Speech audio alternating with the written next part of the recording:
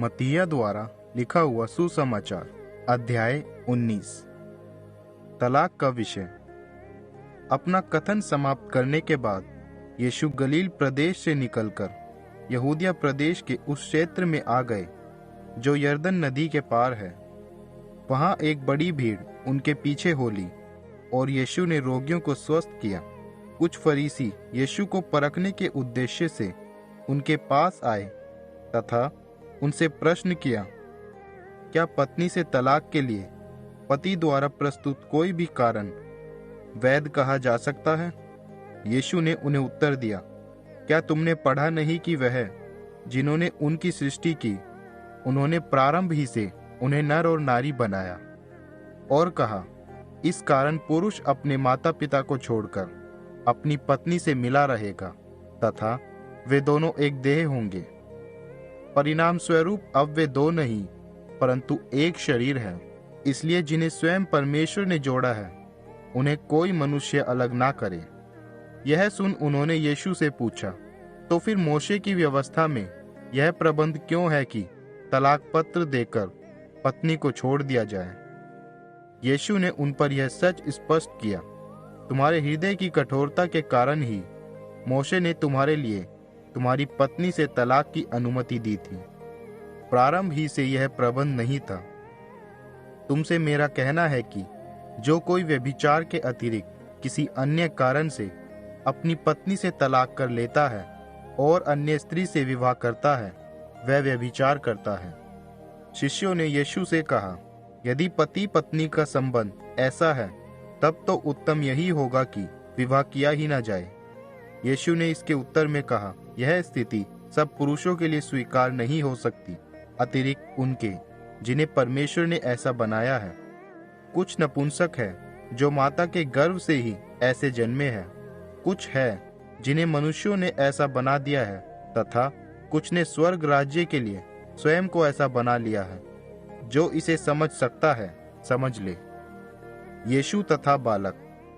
कुछ लोग बालकों को यीशु के पास लाए कि यीशु उन पर हाथ रखकर उनके लिए प्रार्थना करे, मगर शिष्यों ने उन लोगों को डांटा। यह सुन यीशु ने उनसे कहा, बालकों को यहाँ आने दो, उन्हें मेरे पास आने से मत रोको, क्योंकि स्वर्ग राज्य ऐसों का ही है। यह कहते हुए यीशु ने बालकों पर हाथ रखा। इसके बाद यीशु वहां से आगे चले गए।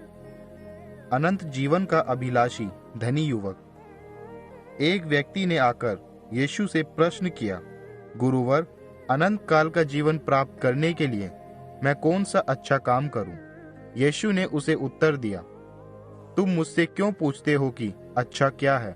उत्तम तो मात्र एक ही है, परंतु यदि तुम जीवन में प्रवेश की कामना करते ही हो तो आदेशों का पालन करो। कौन से? उसने यीशु से प्रश्न किया। उन्होंने उसे उत्तर दिया, हत्या मत करो, व्यभिचार मत करो, चोरी मत करो, झूठी गवाही मत दो, अपने माता पिता का सम्मान करो तथा तुम अपने पड़ोसी से वैसा ही प्रेम करो जैसे तुम स्वयं से करते हो। उस युवक ने यीशु को उत्तर दिया, मैं तो इनका पालन करता रहा हूँ, फिर अब भी क्या कमी है मुझ में? यीशु ने उसे उत्तर दिया, यदि तुम सिद्ध बनना चाहते हो तो अपनी संपत्ति को बेचकर उस राशि को निर्धनों में बांट दो और आओ मेरे पीछे हो लो, धन तुम्हें स्वर्ग में प्राप्त होगा। यह सुनकर वह युवक दुखी हो लौट गया, क्योंकि वह बहुत धन का स्वामी था। अपने शिष्यों से उन्मुख हो यीशु ने कहा, मैं तुम पर एक सच प्रकट कर रहा हूँ, किसी धनी व्यक्ति का स्वर्ग राज्य में प्रवेश कठिन है। वास्तव में परमेश्वर के राज्य में एक धनी के प्रवेश करने से एक ऊंट का सुई के छेद में से पार हो जाना सहज है।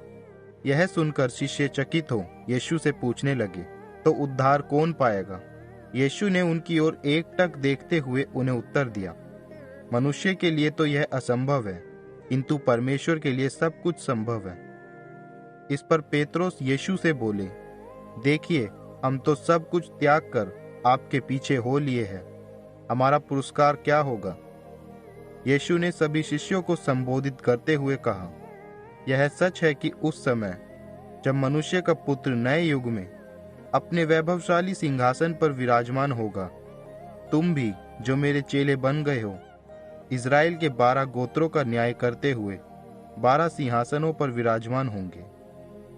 हर एक जिसने मेरे लिए घर, भाई बहन, माता पिता, संतान या खेतों का त्याग किया है, इनसे कई गुना प्राप्त करेगा और वह अनंत काल के जीवन का वारिस होगा। किंतु अनेक जो पहले है वे अंतिम होंगे, तथा जो अंतिम है वे पहले।